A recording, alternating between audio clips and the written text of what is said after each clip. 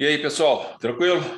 Bom, hoje nós vamos estar conversando sobre o artigo 413 do Código de Processo Penal, que trata da questão aqui da decisão de pronúncia, quando o juiz, ao final da primeira fase do tribunal do júri, ele tem que proferir uma decisão, né? São quatro possibilidades, quatro decisões possíveis de ser aplicado por ele.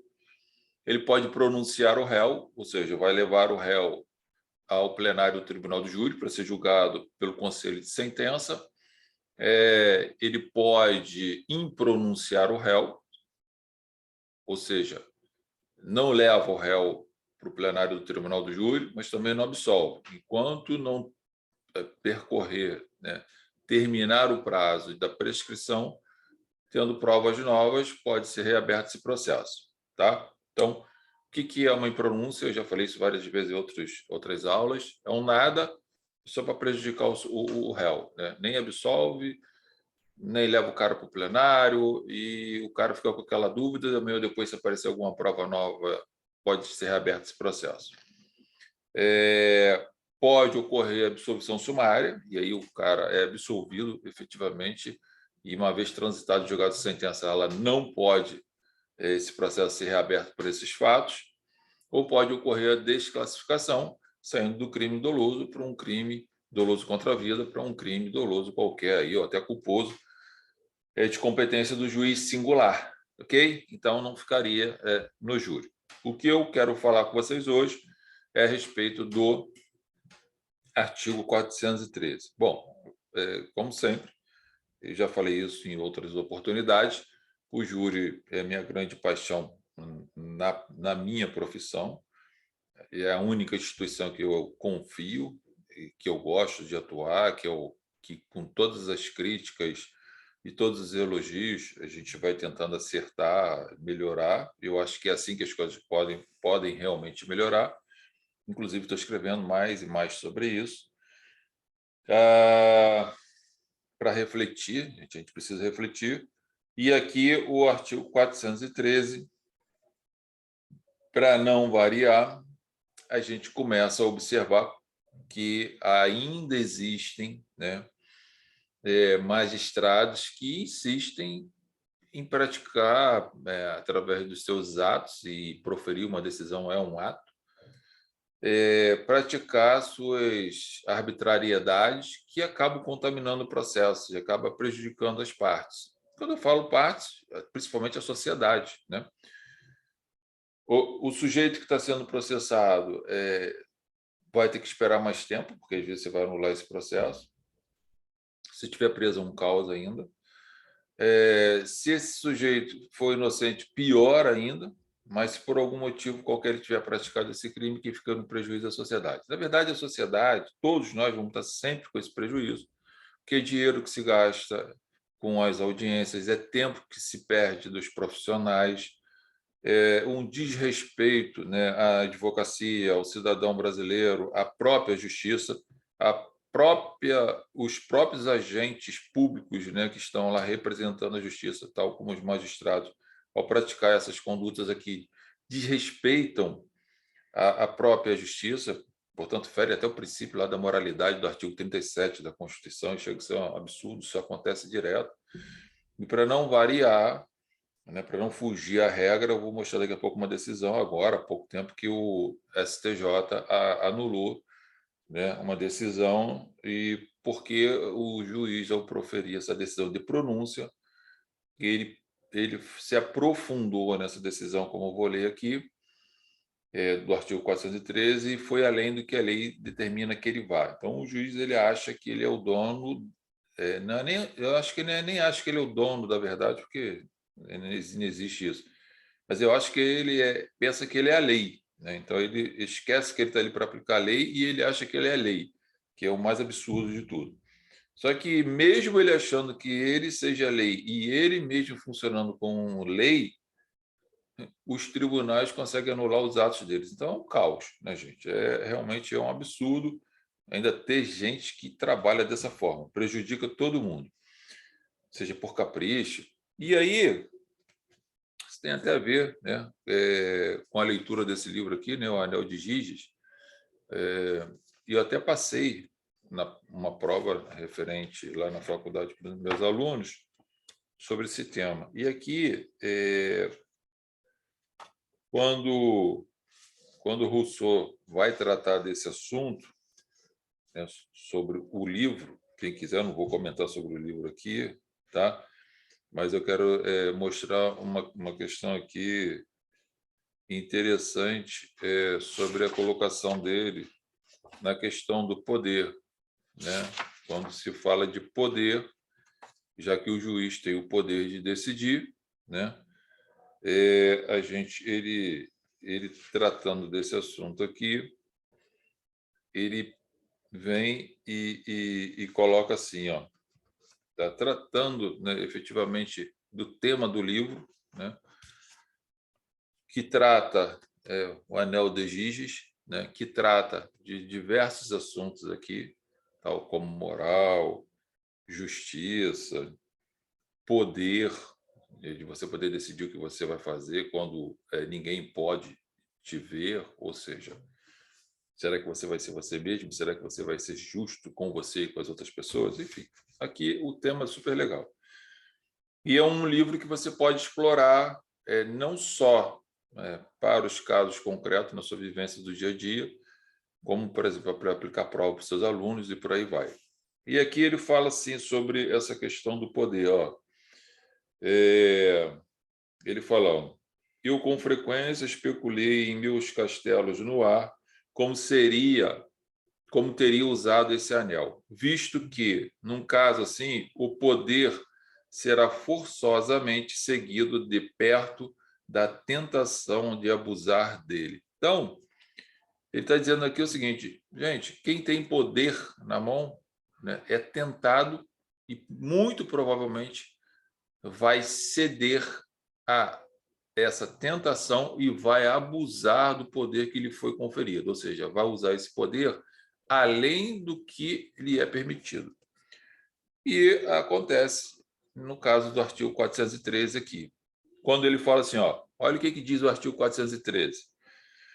O juiz, fundamentadamente, ou seja, tem que explicar, pronunciará o acusado, se convencido da materialidade do fato e da existência de indícios suficientes de autoria, ok? Ou de participação do sujeito. Parágrafo 1º agora vem explicar o que é essa fundamentação, tá? E ele fala assim, ó, parágrafo 1º, a fundamentação da pronúncia limitar-se-á, ou seja, existe um limite para o juiz, não é ele sair falando o que tem que falar, qualquer coisa. Por mais que ele esteja revoltado lendo o processo, esteja querendo colocar ali o senso de justiça dele, esse não é o papel dele naquele momento. Faz isso quando o sujeito for condenado pelo júri, por exemplo, e aí ele aplica a pena que ele quiser. Esse não é o momento. Tá? Então, fala lá o parágrafo 1º. Fundamentação da pronúncia limitar-se-á à indicação da materialidade do fato e da existência de indícios suficientes de autoria ou de participação, devendo o juiz declarar o dispositivo legal em que julgar em curso o acusado e especificar as circunstâncias qualificadoras e as causas da pena. Então, ó, há um limite no sentido de que o juiz, quando ele vai pronunciar o sujeito, significa dizer o seguinte, ele tem que fundamentar por que ele está pronunciando, porém, de forma simples, superficial, não emitindo nenhuma opinião pessoal sobre a conduta do réu, de ser ele culpado ou não, de ter ele agido com certeza ou não, de ter ele ter demonstrado frieza ou não. Ele não tem que ficar falando isso. Ele tem que colocar lá da seguinte forma, né? Fundamenta e, num determinado momento, ele vai falar presente a materialidade, tendo em vista o exame de corpo cadavérico da vítima e, aparentemente, indícios suficientes, né, de autoria ou, simplesmente, existência de indícios suficientes de autoria ou participação, o que leva à necessidade do magistrado pronunciar ao réu para que o conselho de sentença decida a causa. Tá ok? Então, veja que ele não disse que o sujeito praticou o crime, ele não disse que o sujeito efetivamente está provado que ele praticou o crime, o que muito provavelmente tenha praticado o crime, ou seja, ele não pode emitir, né, opinião própria no senso de convicção do sujeito ter praticado aquele crime. Não pode, porque senão ele vai influenciar os jurados e isso anula um julgamento, ok? Isso anula essa parte processual e se já tiver ocorrido o plenário, isso pode ser até anulado o julgamento e ter um outro julgamento. Ou se foi no momento da pronúncia e a defesa recorre, o júri não vai ser realizado. Se o réu estiver preso, provavelmente vai ficar preso por mais tempo, por causa de uma atitude dessa aqui inconsequente, ou uma atitude dessas daqui que, né, o poder seduziu ele não teve força suficiente para resistir ao poder, né, e que lhe foi concedido, e ele abusa desse poder achando que ele é lei. Vou compartilhar a tela, vou abrir aqui a decisão do STJ, vou dar uma lida, depois a gente volta só para vocês verem aqui o que o STJ está falando aqui, ok? Ó, show de bola. Isso aqui foi no dia 3/6/2022, gente. Aqui, ó. Fala o STJ. Por excesso de linguagem em sentença de pronúncia, ministro suspende júri de acusados de morte de recém-nascida. Tá? Vou dar uma lida aqui nessa decisão, depois a gente volta para falar. Gente, não é para discutir mérito aqui, se a pessoa deveria ser condenada, não estamos falando de questões processuais que qualquer pessoa que se vê processada pelo Estado, ela tem o direito, tá, de que seja respeitado, né, as suas garantias, os seus direitos de defesa individuais e por aí vai. Então, fala aqui a parte aqui da notícia. Por considerar ilegal a sentença de pronúncia em razão de excesso de linguagem, o ministro, né, do Superior Tribunal de Justiça, Joel Elan, concedeu liminar em habeas corpus para suspender o julgamento de Ana Carolina Moraes da Silva, né, que se realizaria na próxima semana pelo Tribunal do Júri. Ela foi acusada de asfixiar a filha após dar à luz e, em seguida, jogá-la em um duto de lixo de um prédio. O pai da recém-nascida também seria julgado por supostamente ter ajudado a ré a se esconder após o crime ocorrido em Santos. Ok? Trechos da sentença relatam que a ré tinha mesmo a intenção de tirar a vida da criança. Isso é o juiz falando. E agiu para ceifar qualquer possibilidade da criança permanecer viva. O ministro, relator do caso, observou que, em juízo superficial, é possível identificar o constrangimento ilegal alegado, o que será melhor analisado no julgamento do mérito de habeas corpus pela quinta turma, após as informações das instâncias ordinárias e da manifestação do Ministério Público Federal. Ok? O relator explicou que o artigo 413 do Código de Processo Penal determina que o juiz, ao pronunciar o acusado, deverá demonstrar provas de existência de fato e de indícios de autorias, de modo sucinto, apresentando um mero juízo de admissibilidade sem incorrer em excesso de linguagem, ok? Então, o que aconteceu aqui? Eu não entrei ainda para ver o processo. Às vezes a pessoa estava em estado puerperal, existe essa possibilidade, isso é uma coisa real. Enfim, seja lá o que tenha acontecido aqui, não estou discutindo mérito, se a pessoa deve ser condenada, se deve ser inocentada, até porque eu não sou advogado do caso, não estou atuando no caso e não julgo ninguém sem analisar, ok? Eu estou falando de questões processuais para você que é iniciante, para você que é advogado e que quer ingressar na área criminal, tem que estar atento a essas questões na decisão de pronúncia, porque senão anula, né, o processo o julgamento ou suspende o julgamento, como foi o caso aqui. E por que isso tem que acontecer? Porque essa decisão de pronúncia aqui, que foi proferida, né, pelo juiz, isso vai para a mão dos jurados. E se o jurado ler isso aqui, eles já estarão contaminados psicologicamente falando. Então, você está interferindo, né, na formação de opinião deles, né, na convicção deles, antes mesmo de ter um julgamento. Então, olha só o que foi colocado na sentença. Ó.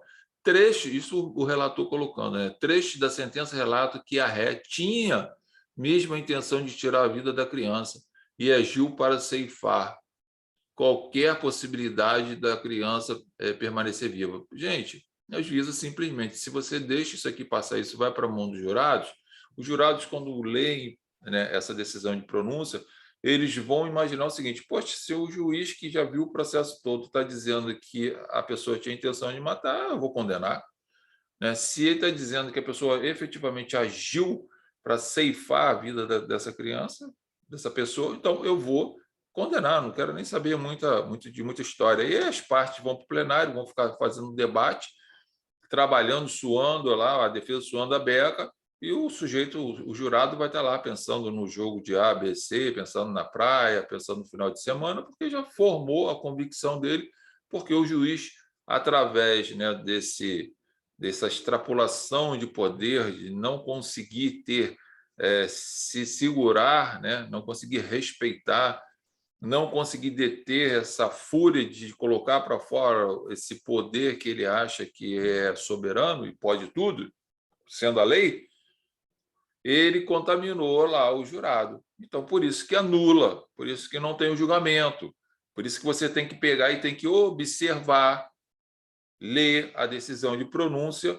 e verificando que tem informações que possam ir além daquilo que determina o 413, parágrafo 1º, ou seja, informações que podem ou possam interferir de imediato, né, na convicção dos jurados, é óbvio que você deve recorrer. Tá? Então, fica o alerta para vocês que estão aí atuando, quem atua no júri, quem está iniciando, quem pretende ir atuar no júri. Essa decisão de pronúncia é importante, esse 413 é um artigo extremamente importante. O que me chama a atenção, já nem me espanta mais, mas sempre me chama a atenção que sempre quem está resolvendo esses problemas é o STJ, é o STF. Então, significa dizer que tem uma bomba aqui embaixo, que é o juízo de primeira instância, tem uma bomba lá na segunda instância, que são os desembargadores, porque se chegou no STJ, o próprio Tribunal de Justiça lá ratificou essa decisão maluca, e aí fica o STJ tendo que apagar, tendo que desarmar essas bombas aí e transformar e dar direito à sociedade, né, e de julgar de forma correta os seus pares, e aquele que está sentado lá no banco dos réus possa ter respeitado o seu direito de ser julgado segundo o Código de Processo Penal, segundo a Constituição. Você lendo aqui, como eu acabei de falar aqui, né, sobre o fato em si, você pode falar, poxa, mas você está defendendo uma pessoa que matou uma criança. Gente, a questão não é essa. A questão é que qualquer pessoa, até porque nesse caso aqui eu não estou lendo, eu não conheci o processo, e a gente tem que ser honesto com as coisas, de repente a pessoa estava até em estado puerperal, de repente a defesa vai sustentar isso, de repente está comprovado isso. É uma série de coisas que vão ser avaliadas. Mas independente do caso, qualquer pessoa, antes de você fazer uma crítica, realizar uma crítica sobre isso, você pode, infelizmente, um dia estar sentado ao banco dos réus. E não diga que nunca isso pode acontecer com ninguém. Tomara que não aconteça, é óbvio que ninguém quer. Mas qualquer pessoa, assim como está viva, pode morrer a qualquer momento, assim como tem uma vida tranquila, por algum motivo qualquer, pode estar enfrentando um processo grave como esse, por diversos motivos. E não é só por ser safado, mau caráter, imoral, amoral, ruim, seja lá o que for o nome que você queira dar. Tá? Então, antes de fazer qualquer julgamento, o que nós estamos falando aqui é questões processuais que, infelizmente, né, os magistrados ainda insistem, né, desses ataques de juizite, né, que eles têm aí de vez em quando, que se acham que são dono lá do tribunal, que acham que são a lei e, portanto, faz de qualquer jeito. Aí, ainda bem que tem seres de luz, né, que estão lá em cima e que olha lá para baixo, fala, esse aqui ainda tem muita coisa para aprender na vida, vamos ter que reformar essa sentença, pessoas são prejudicadas, dinheiro é gastado, tempo é gastado, e aí fica esse caos que a gente está vendo aí. Tecnicamente, fique atento, ok? Fique atento às questões processuais. Então, para que o direito material, para que o direito penal seja aplicado, pelo menos, né, no que diz respeito a ferramenta utilizada para essa aplicação, ela tem que ser, gente, ela tem que ser justa. Então, tem que ter um processo penal justo. O processo penal justo. O que é um processo penal justo? Deixa as partes trabalharem, cada um no seu quadrado, o promotor faz a sua acusação, a defesa faz a defesa, produzem suas provas, o juiz fica afastado dessa história toda. Quando essas provas forem produzidas, ele decide, e decide com serenidade, com segurança, e aí sim as coisas funcionam melhor, tanto para a sociedade quanto para o réu, ok? Que uma decisão bem fundamentada, dificilmente a gente vai conseguir modificar. O que modifica são esses erros grotescos aí, que a gente já não sabe nem mais se é uma falta de conhecimento, se é preguiça, e se é porque é autoritário demais. Então, diversos erros, e muitos acham, né, que o sistema processual deveria mudar porque tem muitos recursos. Gente, tem que mudar, não. Ainda bem que tem esses recursos, porque o STJ e o STF está consertando muita coisa aí. Então, fica essa informação. Se você quiser depois fazer uma consulta lá no processo, está aqui, diz respeito aqui, tá, a um HC 745358, tá, do STJ. Então, você pode entrar lá e lá você vai ter acesso ao processo. O processo é público, né, sem nenhum problema aqui. E você vai ter acesso a essas informações aqui. Se eu clicar aqui, ele vai abrir aqui para a gente. Tá só abrindo aqui. Ele vai abrir no site do STJ, tá? E aí lá eu vou poder ter acesso a essas informações, vou ter acesso ao processo original sem nenhum problema, tá? Exceto se for colocado aí segredo de justiça, aí você vai ter acesso a alguma coisa. Mas está aqui, a decisão aqui do acórdão aqui, tá? E você pode muito bem, tá? Acessar o processo em si, ok? O número do processo está aqui, recurso de sentido estrito está aqui, tá? Então você pode ter acesso, tá bom, gente? Não tem nenhum problema aqui, não, tá? O processo é público, exceto quando é declarado segredo de justiça em alguns casos. Então fica a dica. Qualquer dúvida, você pode passar um e-mail para a gente, professor@josebrito.com.br. Não se esqueçam que tem a nossa plataforma lá com os nossos cursos jurídicos, martinsbrito.edplataforma.com, e as nossas redes sociais estão aí para vocês entrarem, enfim, se comunicarem com a gente, Facebook, Instagram, tem o nosso canal José Carlos Martins de Brito, né, lá no YouTube, tem matéria, tem vídeos, enfim. O que não falta meios para a gente estar se comunicando, estudando e crescendo. Então, voltando aqui, só para a gente finalizar, observe muito bem esse artigo aí, 413, dentro dessa questão de processo, volto a chamar a atenção para vocês lá no campo processual, tem que dominar bem, tá? Tem que dominar bem nulidades, matéria de provas, né? Procedimentos, ok? E recursos. Gente, é a tua estrutura do processo para que você possa fazer e se desenvolver bem e lutar contra essas injustiças, enfim, ter êxito nos seus trabalhos aí.